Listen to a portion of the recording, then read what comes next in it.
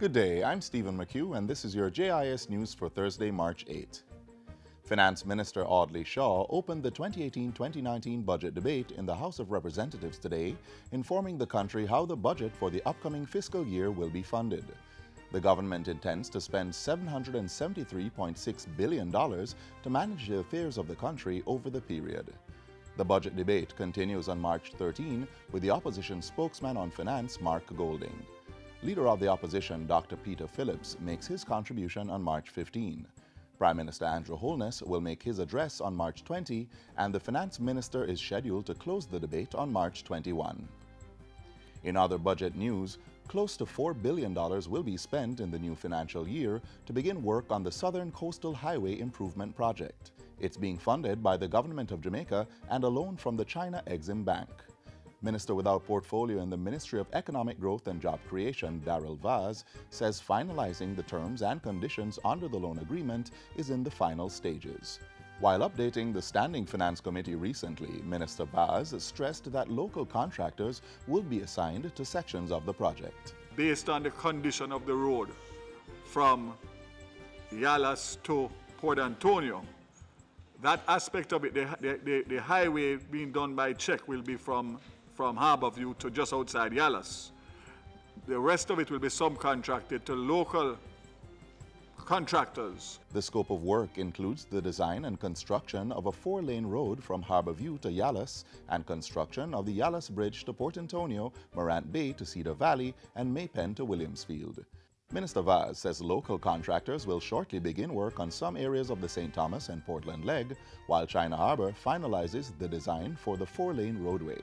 So we're not going to wait based on the current condition of that thoroughfare. So we are looking hopefully to start that in very short order in terms of the local aspects, which would be from Morant Bay to Cedar Valley and from outside of Yallas to Port Antonio. Meanwhile, $40 million is earmarked to renovate the Montego Bay Transport Center in the financial year.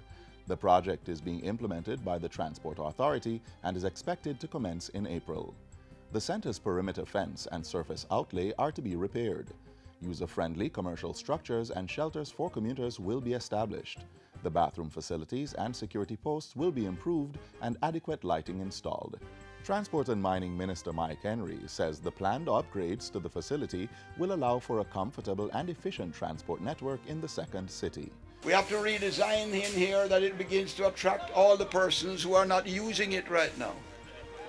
And we have to begin that by making it recognizable that basically it's not here for us to live in, but here for us to use in transition of moving from one point to the other. Minister Henry was addressing a recent media briefing at the Transport Center. Commuters who use Jamaica Urban Transit Company JUTC buses will soon have access to internet connectivity during their daily travels. This is being made possible through a contract of partnership which was signed by Growth Tech Limited and the JUTC yesterday. These mobile gateway devices will create a vehicle area network which will allow up to 100 commuters to access LTE 4G services both on and off the buses. Technology Minister Dr. Andrew Wheatley has lauded the initiative, which he says supports his ministry's objective to build out a knowledge-based society and to increase internet connectivity across the island.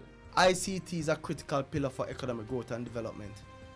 And by providing connectivity and access to our citizens, it not only allows them to go on social media, but also being able to create employment opportunities for themselves. The Haile Selassie High School reopened today following early dismissal on Wednesday due to noxious fumes.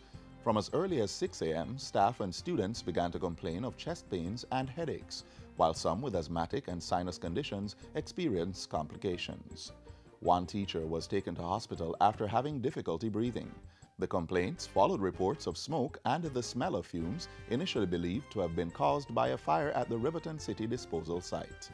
Education Minister Senator Will Reid says the school requested an immediate site visit by the Kingston and St. Andrew Public Health Department to investigate the possible causes and conduct an air quality test. The team reported that there was in fact a fire at the location near the dump, which was not connected with the official business of the dump. This was identified as a source of the odor or smoke which impacted the school, resulting in the early dismissal. Representatives from the school told JIS News this morning that regular classes were in session and there were no further air quality complaints. And finally, a Trees for Peace competition has been launched to promote clean, safe, and beautiful environments for students and communities. The tree planting competition was kicked off during Peace Day celebrations at the Denhamtown Primary School on Tuesday.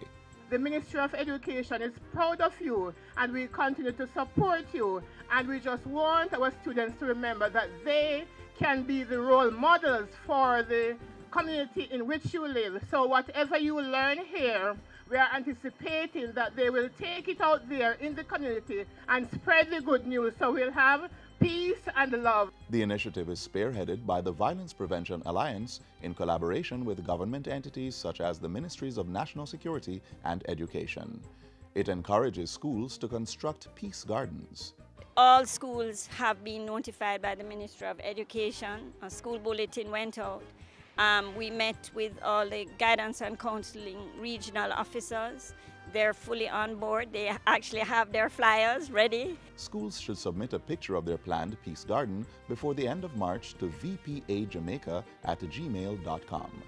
The schools that build and maintain peace gardens will be awarded and toured during May and September 2018. And that's it for JIS News Today. I'm Stephen McHugh. Thanks for watching.